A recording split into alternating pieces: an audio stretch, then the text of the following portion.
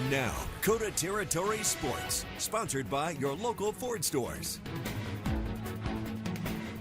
Good evening and welcome to Dakota Sports. The Broncos hold a record of 1 win and 2 losses, but the losses have been decided by 1 score. And tonight they face the Bengals in a Monday night showdown.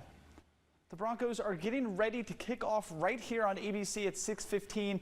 So if you're watching right now, don't go anywhere because the Broncos game is on right after we are. They face the Bengals, who are coming off their biggest loss in franchise history, but the Broncos are coming into the game losing 2 in a row that were decided by field goals. Tonight would be a great night for the Broncos to get back into the win column since the Bengals are without their guy Joe Burrow under center. South Dakota Mines men's soccer team is on fire this year.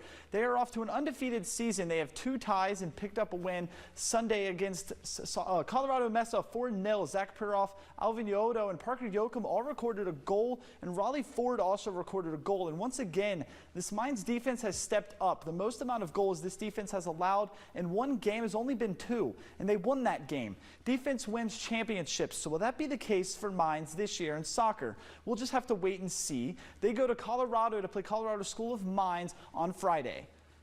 South Dakota Mines is preparing for their game against Black Hills State on Saturday, which is the 140th Black Hills Brawl. BH has the upper hand on Mines as they are 41-31-6 with them all time. Both teams are 1-4 this year heading into the game Saturday.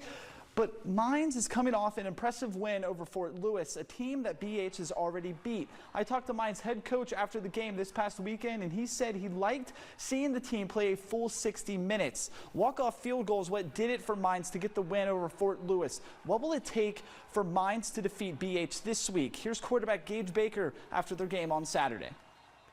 I think it's just always trusting the defense. I knew, we kind of had an interception at a bad time, but just trusting the defense, knowing they're going to go get a stop, and then just knowing the kind of offense we have. We're going to go out there and we're going to give it all we can, and I think just the mentality was just next play.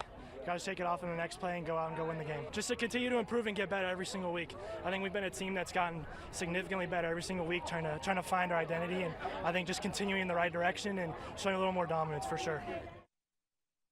The MLB regular season came to a close yesterday, which means it's time for the best playoff format in all of sports. Looking at these matchups, there are a ton of good matchups. Divisional game with Tigers and Guardians to start things off, and then Red Sox and Yankees. Crochet versus Freed in game 1 of the wild card is can't miss baseball. And of course, the Reds and Dodgers wild card series, and I think this Padres Cubs series is going to be a quietly good series. MLB postseason starts tomorrow, and remember the wild card series is best 2 out of 3, so a team needs to win 2 games to advance to the divisional series. And these were the plays from this past week's top 5 plays of the week. And remember, you at home can get involved in this by sending in your video that you got from being at a sporting event that Vic and I aren't at. This past week featured plays from Spearfish Soccer, Mines Volleyball, and their football team actually brought in 2 of the top 5 plays of the week. And then Stevens Volleyball was as well featured in the top 5 plays of the week.